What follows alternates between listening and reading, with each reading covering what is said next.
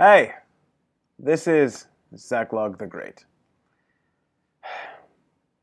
The left in America has become disturbingly violent of late. This trend started with their embracing Black Lives Matter, which started with violent rhetoric. What do we want? Dead cops. When do we want it? Now. Pigs in a blanket. Fry 'em like bacon. And quickly worked its way up to actual violence, with the deliberate assassinations of police officers in New York City and Dallas. It's become worse recently with their embrace of the thuggish Black Bloc and Antifa, who have made a habit of assaulting people for the crime of coming to hear a speaker they disagree with. Prominent leftists have either silently let these assaults pass or even outright endorsed them. Why are they doing this? Why is the left embracing violence? Well, that's the wrong question.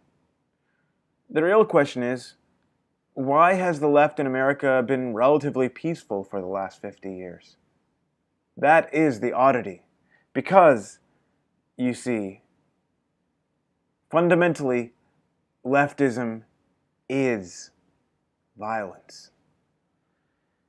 But I thought they were all about peace and openness and tolerance. You thought wrong. And it's quite simple to explain, and I've yet to hear anything like a refutation.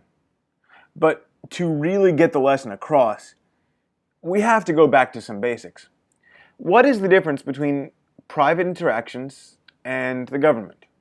Between a private company and a government agency? If you don't like how a private company is acting, you walk away. You do business somewhere else. If you don't like what a government agency is doing, well, you're kind of stuck. Worse yet, if a government agency says you must participate and you'd rather not, they can take your money against your will. And if you take measures against that, if you refuse to comply, they can seize you bodily and imprison you. And if you resist being seized and imprisoned, they can kill you. What's the defining feature of government? The authorized use of force. No one else can do this to you, but if a government cannot impose its will by force, well, it's hardly a government then, is it? Now, those of us on the right consider government a necessary evil. It's not pretty, but there are some things that a society can't do otherwise. Philosophical anarchists, on the other hand, just drop the necessary. Since we consider it a necessary evil, we want to keep it as bounded in as possible and leave people free to live their lives. The left does not think this way, not at all. Although I doubt any would ever articulate it this way, by their actions and policies, it's clear that they think more government control is a good in and of itself. People should not be left to live their lives as they wish because people choose wrong. But the selfless, virtuous government can make them choose right.